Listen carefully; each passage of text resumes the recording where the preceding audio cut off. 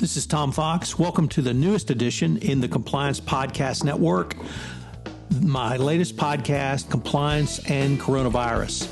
As the voice of compliance, I wanted to start a podcast which will help bring both clarity and sanity to the field of compliance, the compliance practitioner, and indeed the compliance profession during this worldwide health and healthcare crisis.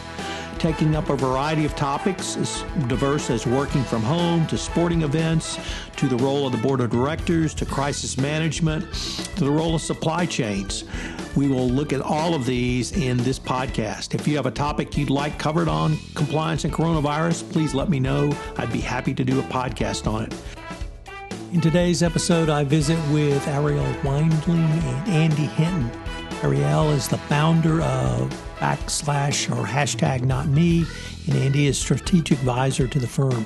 They talk about the increased need for employee reporting during the time of coronavirus.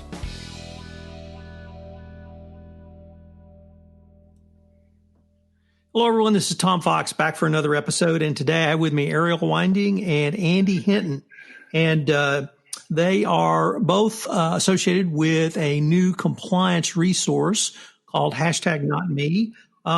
So, gentlemen, I was wondering if you might both introduce yourselves and tell us what led you to, in your case, Ariel, founding #NotMe, and in your case, Andy, becoming an advisor to the company. Sure. Thank you, Tom, for hosting us today. As you can hear, I'm from France, but I've been practicing law in the U.S. for the past 15 years. I was an employment lawyer, and when the Me Too movement started back in the end of 2017, I realized that the way companies were handling misconduct was very inefficient and was not benefiting anyone, not the companies, not the employees, but was only benefiting the employment lawyers, whether they were on the defense side or on the plaintiff side.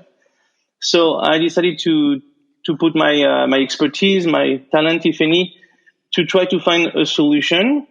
So my daughter, when she reaches out the workplace one day, was not going to be the victim of misconduct. That's what led me to be the founder of #NotMe. And thanks, Tom. I have a compliance background. I've led compliance at Google and at GE for almost 20 years. I recently left Google at the end of March. And joined NotMe as an advisor. Again, essentially to continue the mission of trying to figure out a way to create and optimize a culture that supports issue reporting and more generally leverages the employee population to do a better job around risk management, risk detection, risk monitoring, risk response.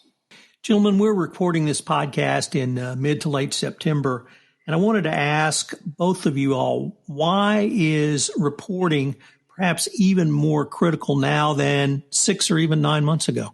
We are in the midst of a pandemic. We have a huge movement for racial equality happening throughout the country and even throughout the world, actually. People are very disturbed by what has been happening for the past 6 months, and it's very critical for any leader, any people in compliance, in HR, to really listen to their employees. So reporting really is the key, because if you don't know what's happening in your companies, and as of today, I am convinced that most companies have no clue of what is happening in their companies. They believe they do because there are tools out there, but those tools have been developed for the enterprise, for the company. They are not tools that employees like to use. So it is extremely critical for companies to have listening tools in place that can really collect and gather the data and information that they need, and to let their employees speak up safely. That's why it's more important today than 6-7 months ago. It was always important, but today it's critical. And I mean, the idea of the lack of a formal workplace. And just the many changes the way work gets done in the wake of the pandemic means that concerns, issues, misconduct is going to happen in new and until now never seen before ways. And so you need a product out there. You need a platform out there that's fluid, that's facile, and that is intuitive for employees to use, so they can raise concerns that they either experience or witness in a super easy way. And hashtag not me does exactly that. Also, the fact that as hard as organizations try to limit this, the real world sort of manifests in your workplace. Racism, discrimination, harassment are all things that you have to deal with, not just in society, but in your workforce, in your workplace. And that, again, requires a mechanism by which employees can confidently report the potential concerns that they have in a secure way. This podcast has been going on since mid-March, and I used to ask people a question along the lines of the following: where do you think we'll be in Q3 or Q4? And I've found that is probably, unfortunately, a little bit short side of a timeline. So I was wondering if you guys might look out a year or perhaps even 18 months. And do you see the same situations we see now, or do you see it really actually kind of exponentially speeding up because of many of the factors you've articulated? So I just have to say, my wife and I were talking about this yesterday, and how we had an event scheduled for July, and March, April, we're like, wow, maybe we shouldn't cancel it because this one might be fine by July. Yeah, not so much. No, and Ariel can speak to this with much more authority than I can, but I think that many of the changes that we see now are going to stay. I think in the urgency and the scarcity that the pandemic has created, people have become more innovative. They've adopted new technologies. I think the workplace is permanently disrupted. And so the connectivity you get from co-location needs to be replaced, supplemented somehow. And I think hashtag not me is a critical piece of the puzzle in terms of how you keep your employee population engaged and connected in a non-co-located, working remotely world. Ariel, you articulated or talked about not simply coronavirus, not simply hashtag not me, but really all of the social issues facing companies now. And it strikes me in listening to both of you all that may be a permanent part of our landscape, that employees feel empowered, they feel impacted personally, and they want some change. And it strikes me that one of the outcomes of the coronavirus health crisis may be these other social issues really coming to the fore from the employment perspective. And you have a background in employment law, but sitting kind of with that background and where you are today, seeing companies have to respond to that, would that be a fair assessment, or do you see things going a little bit different direction? No, I think you are absolutely right. I think, we are going through very challenging times, and everybody understand that. Companies' leadership do understand that as well. And they understand that not only their employees, but also their customers are demanding change. Everybody wants change, and everybody's trying to make society more equal, make sure that people have equal opportunities, making sure everybody is safe in the workplace. So all the statements that are being put out there by companies are very good, but employees are demanding concrete measures. They want to see action. So lip service no longer works. And, the way companies can take action is by giving a tool that is made for the employees, that belong to the employees. Not me, hashtag not me is the platform for the employees. It's where employees do speak up. And it works really well because our clients are very happy with it and employees are very happy with it, which is very interesting. If you compare it to a hotline where it's very rarely used, with Not Me, when you give the right tool to your employees, they will speak to you and you'll be able to listen to them. So I think, social issues are here to stay. You asked us earlier where we thought we would be in a year.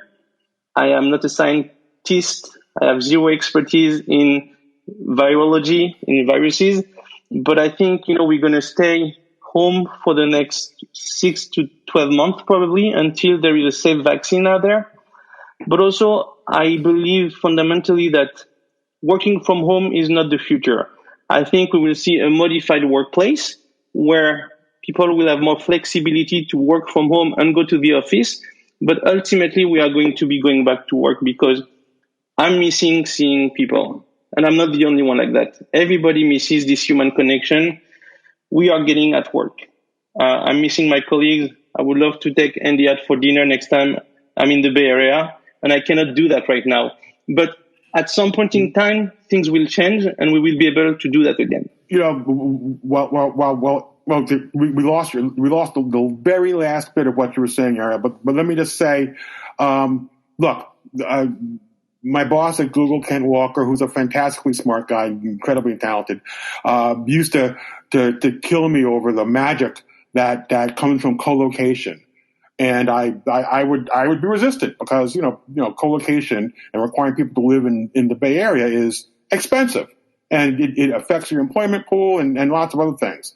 Now having spent, 6-7 months at home, Kent was right. There is a magic in co-location. It's hard to really articulate it in a clear way. He was right. And so, I think it'll be different, but I do think there will be some way that we recreate the magic that you get from people being connected in the fundamental way that they are connected when they're sitting in the same workplace. Andy, let me pick up on a point you raised a little bit earlier and ask you, maybe looking into the future, you talked about the compliance function needing not only more information, but actually to be more agile, to be more facile, to be able to move and use that information in what I would call continuous monitoring or continuous improvement. Do you think that is now going to be a part of the compliance scene going forward? Absolutely.